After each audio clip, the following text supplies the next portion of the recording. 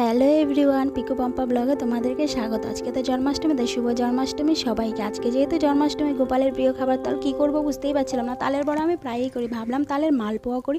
এটা ভেবে কিন্তু তালের মালপোয়া করতে বসে গেছি। ঠিক আছে, খুব ভয় করছিল, আমি এর আগে কোনোদিনও তালের মালপোয়া করিনি, লাইফে প্রথম আজকে আমি তালের মালপোয়া করতে বসলাম। জানি না কেমন হবে, ঠিক আছে।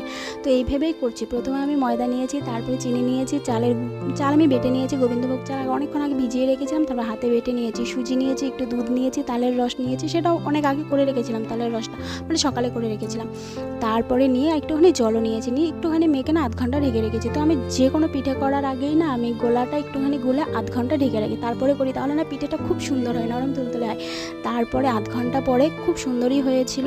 আর একটুখানি গোলাটাগুলো তোমরা জানো মালপোয়ার গোলা কী করে করতে হয়। তারপর দিয়েছি, প্রথম দিকে একটু ফোলেনি, আর তারপর লাস্টেরগুলো খুব ভালো করে ফুলেছিল, নরম তুলতুলেও হয়েছিল। ঠিক আছে, আমার বর বলছিল আমার বউর হাতে তো জাদু আছে।